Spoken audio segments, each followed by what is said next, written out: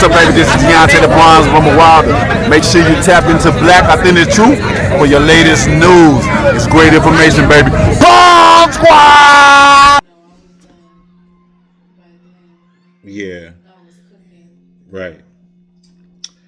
Hey, so what's good, y'all? Listen, I feel like it's a definitely disconnect between white folks and how they see black folks reacting in the way that they react to the Charlie Kirk situation, to the Charlie Kirk assassination.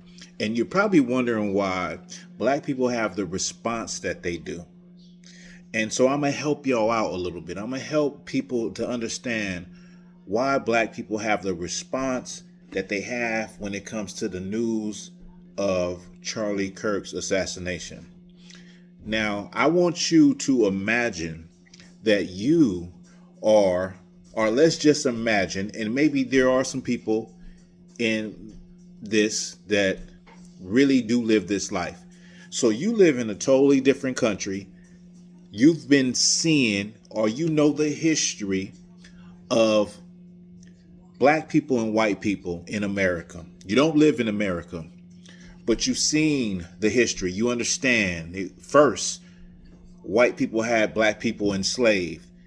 Then, black people out of slavery, white folks burned down the cities and towns that black people have built for really small, alleged reasons.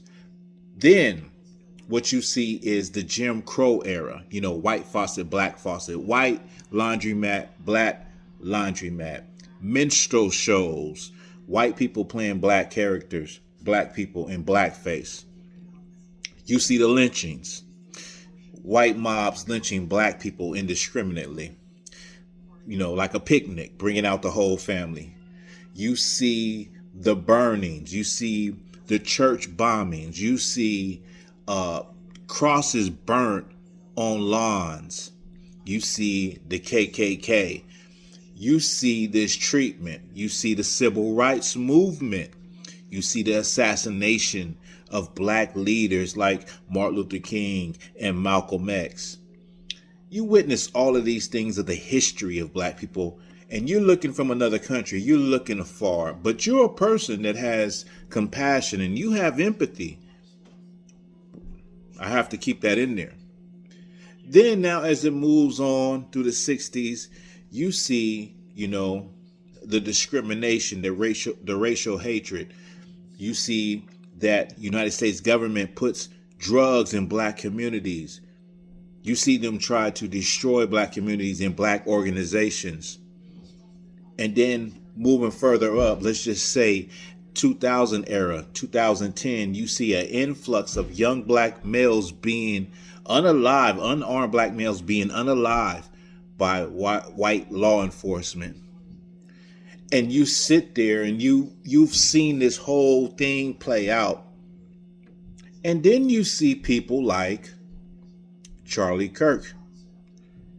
And all you see is him ridiculing black people for their shortcomings, ridiculing black people for their lack of family, ridiculing them and saying, you do more crime than white people. You're this, you're that. And as a person on the outside, you look, and I'm not just saying this is Charlie Kirk, this is just an example. You look and you stand back and say, wow, these people are really prideful. They really got their nerve after all they have done to sit here and now act like moral police. Sit here and now act as though they're lily white and they're benevolent and they don't do any wrong and they have all the answers to all the problems of the world. And you say these people are out of their mind. They're psychotic. They're delusional. They're prideful. That is what you're dealing with. We're going to reel it back in. That's what you're dealing with, white America, and everybody that thinks that black people should have responded in a different way. That's what you're dealing with when you see the reaction of black people That's what you're dealing with. You have black people that for so long have listened to white folks. For so long. And now they're seeing someone like Charlie Kirk, or a lot of black people didn't even know about Charlie Kirk. They didn't know who he was when this all happened. And then they go look and see, who is this man that this happened to? And they see the video clips of him talking about black people, single parent homes. Now, all of these things are, now it's true, single parent homes, 70% single parent homes. Then also some lies. Black people commit more crime than white people. Straight out lie. But they see it. They see a white man that is ridiculing and pointing a finger at black people. And so, of course, you're going to get the reaction from black people that were just minding their business that they gave. That's what you saw. Now ask yourself, I asked myself this. Why I don't know everything that Charlie spoke about, but where are the videos where he is ridiculing white people, where he is talking about the problems and the issues in the white community, because we know that the white community has them? Where are those videos? Where are those videos? Just a question. And so I also said this when it comes to Charlie Kirk. As he goes around the United States and, says what he says and has these debates with young people that are figuring life out, do you think a black man could have went around the world? Around America and had those talks, bringing out negative things about white people? Hell no. Now you talk about turning point. If that was a black man that was going around America talking about all of the negative aspects of white society, it would have been Burning Point America. They wouldn't have it. Am I talking, babe? They wouldn't have had it. But this is the thing that y'all have to understand. As a black man, as black people, we understand what's wrong with our people. We understand the issues, the problems. We understand the moral issues. We understand the destruction, the breakup of the family. We understand all of those things that need to be fixed within our community as black people. We do. We understand it. But what gives you the right, after all of the evil that you have done, to come to black people and now try to be the moral police and tell us what we need to do? You should be quiet.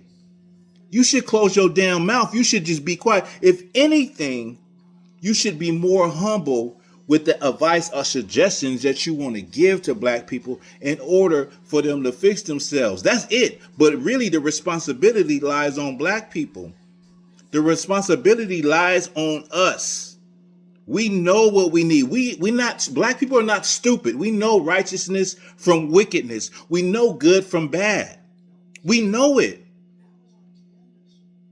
We've been listening to white folks forever. We know it, but we've been listening to white folks forever. And then you don't even have the decency to say, can I please suggest something? I don't live your life. You could at least have empathy and say, I've never lived your life. I don't know what it is to be a black woman or a black man. I don't know what it is to, be discriminated against unknowingly. I don't know what it is to be under systematic racism or oppression. I've never dealt with that because I live in a white world.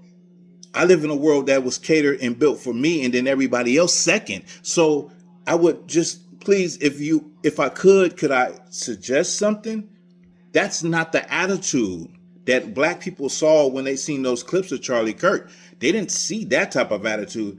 They seen a pompous, prideful attitude towards what black people need to do. And then it was lies talking about black people commit more crime than white people, when that black people commit about 39% of crime. Going back 5 years. I just looked at the FBI statistics, while white people damn near double that. Just pure, blatant untruths. Why? So if you're wondering why there is a lack of compassion, there is a lack of empathy in the response from black people, there you have it. I hope I explained that well. This is the Wagga Bar for Black Authentic Truth. Y'all stay safe.